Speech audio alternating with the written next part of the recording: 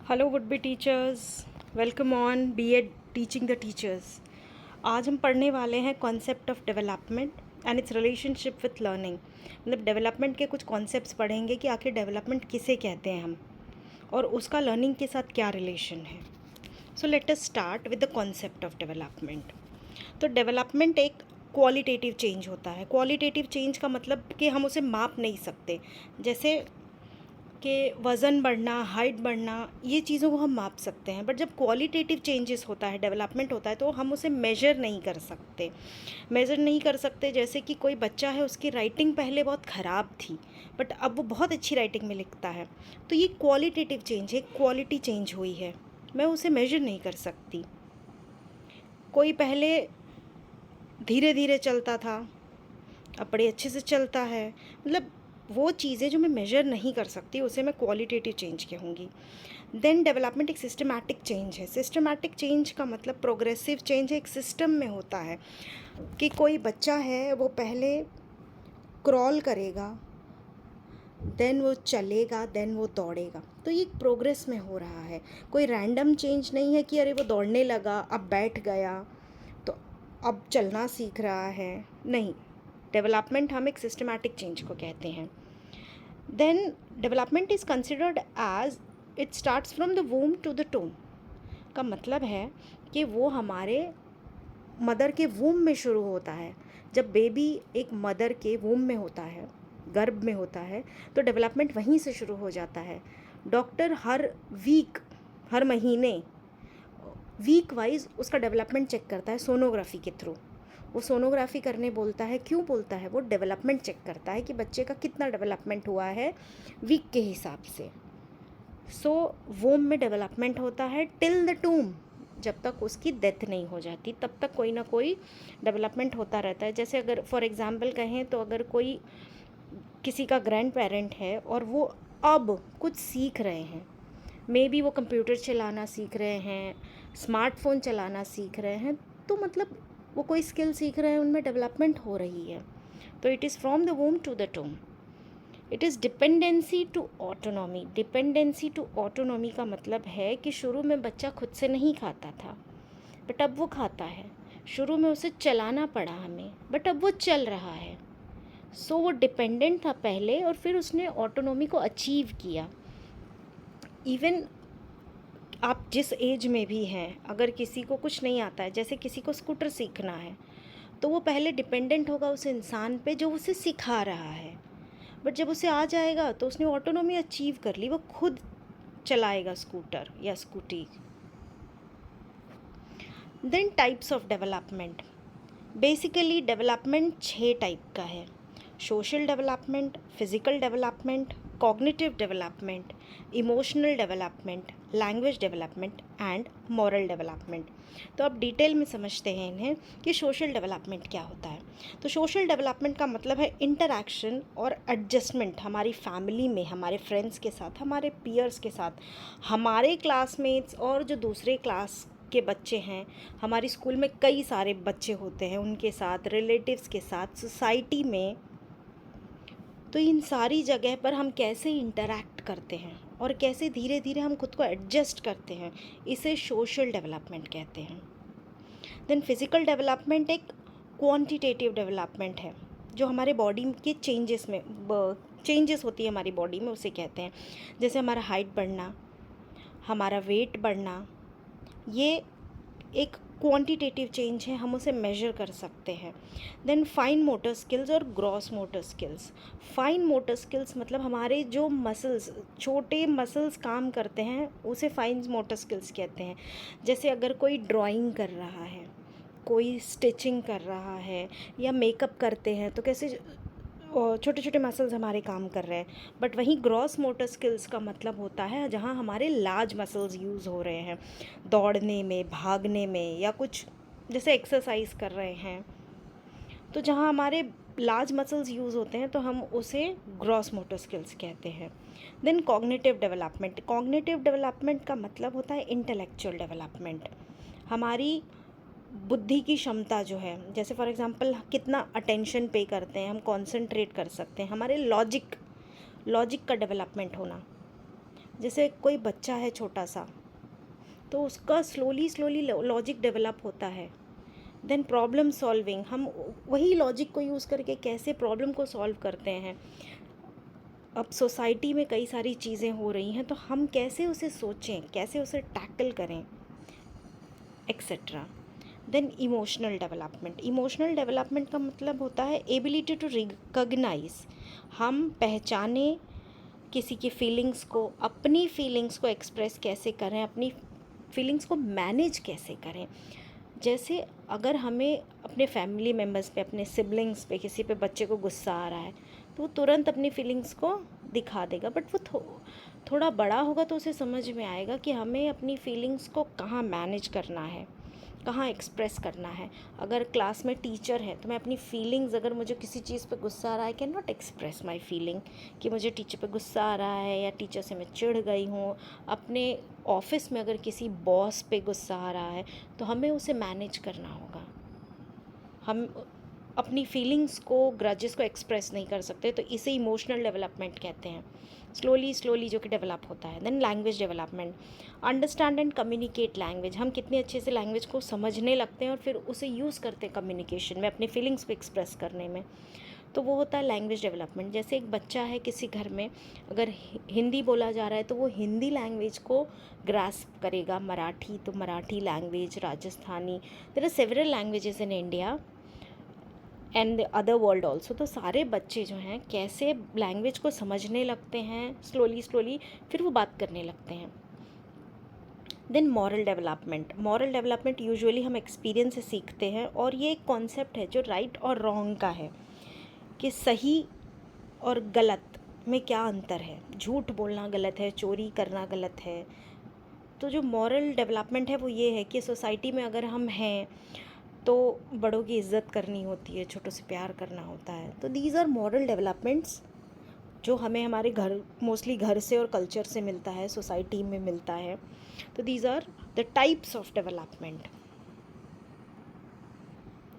Now let us move on to the other part, कि relation of development and learning.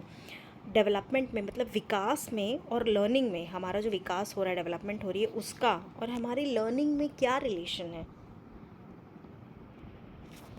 So the concept is learning is a development that comes from efforts and practice. सीखना कुछ भी एक development कहाँ से आता है, अगर हम उसमें एफर्ट डालें और प्रैक्टिस करें।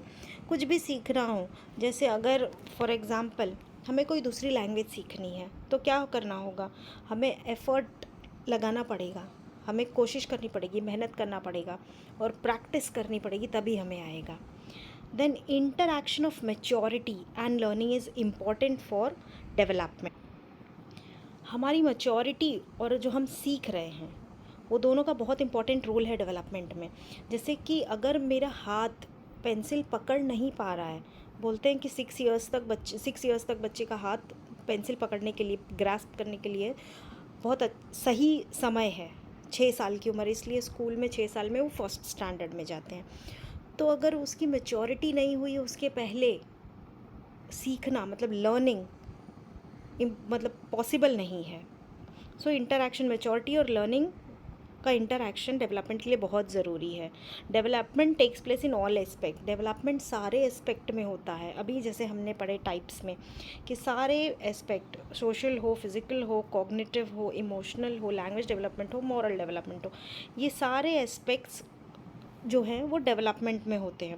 Maturity sets limit to development, maturity development की एक लिमिट सेट करती है। जैसे कि अगर किसी बच्चे का पैर साइकिल तक नहीं जा रहा है, मतलब उतना मैच्योर नहीं हुआ, तो साइकिल चलाना सीख नहीं पाएगा, करेक्ट।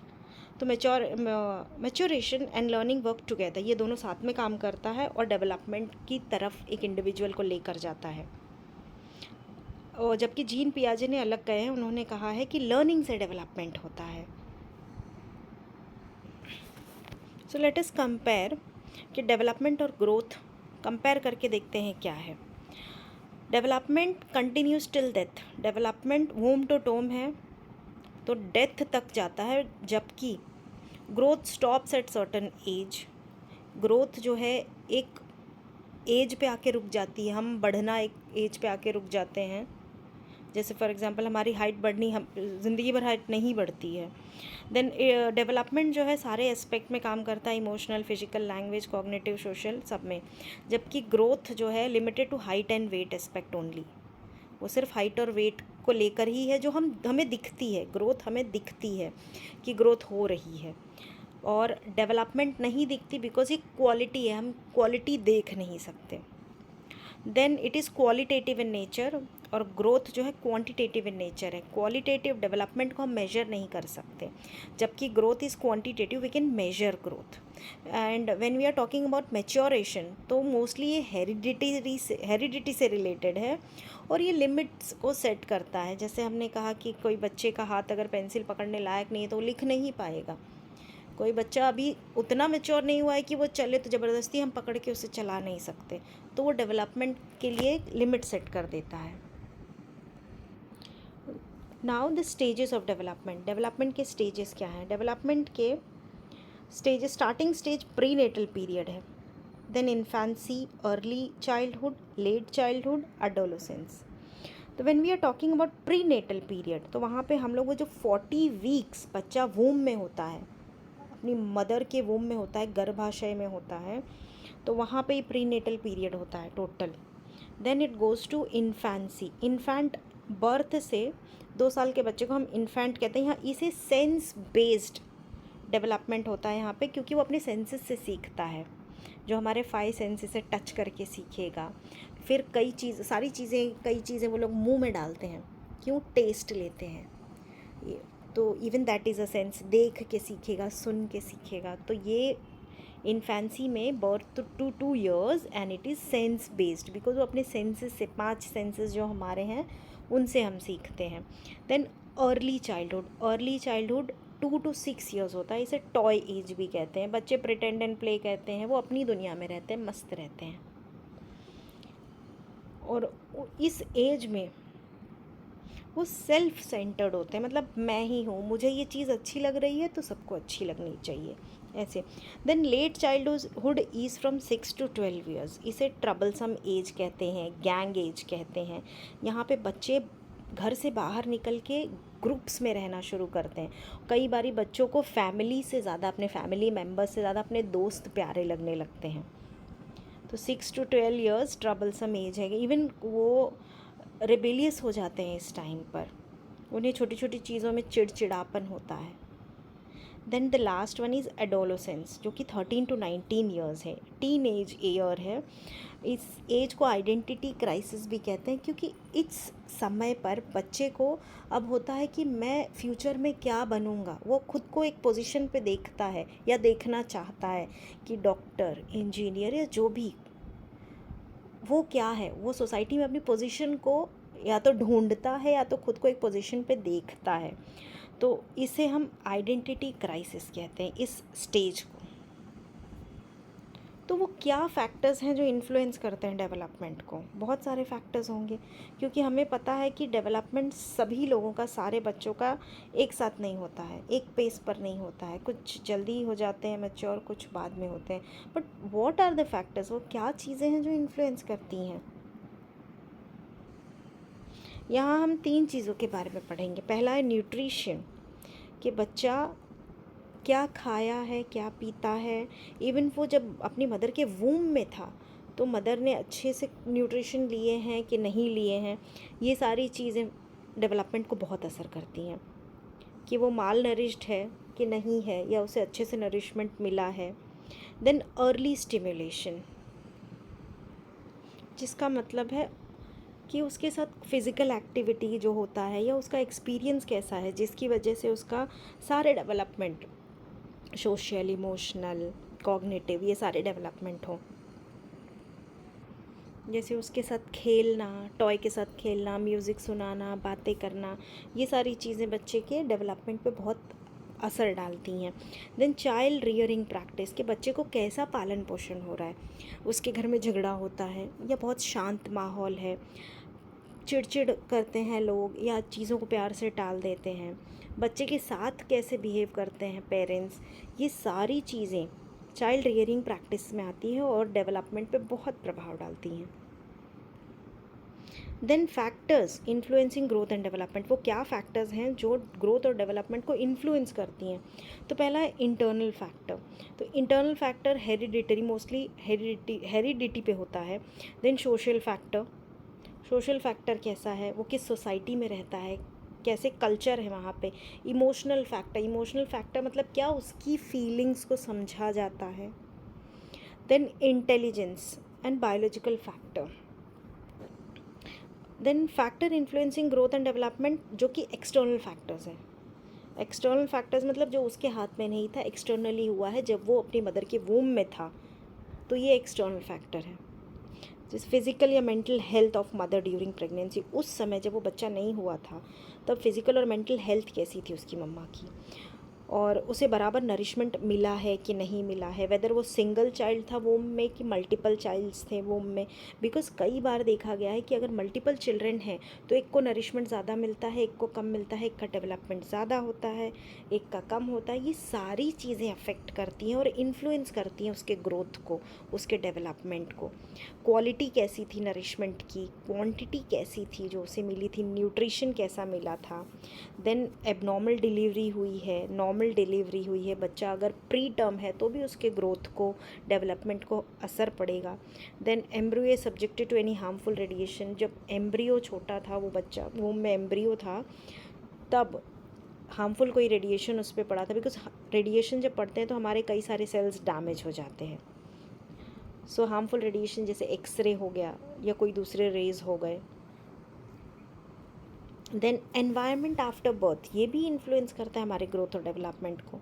कोई इंसिडेंट हो गया लाइफ में, कोई एक्सीडेंट हो गया तो जिसकी वजह से बच्चा ट्रॉमा में है, लोगों से मिलना जुलना बंद कर दिया है, खुद को अगर एक जगह रखता है, ये सारी चीज़ें डेवलपमेंट को असर करती हैं। देन क्वालिटी ऑफ एनवायरनमेंट, उसका एनवायरनमेंट कैसा है, उसके घर के लोग कैसे हैं, घर के बाहर का एनवायरनमेंट कैसा है, बहुत असर करता है बच्चे की। इवन आप स्कूल में देखेंगे, when you will be become a teacher, आप स्कूल में देखेंगे कि कई बच्चे बहुत शांत रहते हैं, चुपचाप रहते हैं, क्योंकि उनके घर का माहौल कुछ वैसा होगा। सो एनवायरनमेंट, क्वालिटी ऑफ एनवायरनमेंट बहुत असर डालता है। कई बच्चे बहुत लाउड होते हैं, तो नाउ-अ-डेज़ बहुत सारी रिसर्च ने बताया है कि जो लाउड बच्चे होते हैं उनके घर पे बहुत हैप्पी एनवायरनमेंट होता है, जिसकी वजह से उन्हें सुना जाता है और वो खुद को सेफ़ फील करते हैं तो इतना ज़ोर से चिल्लाते हैं। Even my daughter is very loud, मुझे नहीं पता था कि loud childrens feel safe, that's why वो बहुत एकदम अपने खुद को बहुत अच्छे से एक्सप्रेस करते हैं, चिल्ला के, हंस के, जो भी एक्सप्रेशन है एकदम। And social and cultural environment, this is the last one कि सोशल और कल्चरल एनवायरनमेंट कैसा है। जैसे कल्चरल एनवायरनमेंट की बात हो तो कल्चर तो हमारे इंडिया में बहुत सारा है, तो सारे कल्चर्स अलग अलग हैं, तो उनका एनवायरनमेंट, उनका असर क्या पड़ रहा है उस बच्चे पे। सुबह उठना या पूजा करना या सूर्य नमस्कार करना, योगा करना, मेडिटेशन करना, ये हमारा कल्चर कैसा है, सोसाइटी क्या हमें सिखा रही है, उसका एनवायरनमेंट कैसा है, ये सारी चीज़ें बहुत इन्फ्लुएंस करती हैं हमारे ग्रोथ और डेवलपमेंट को। Thank you.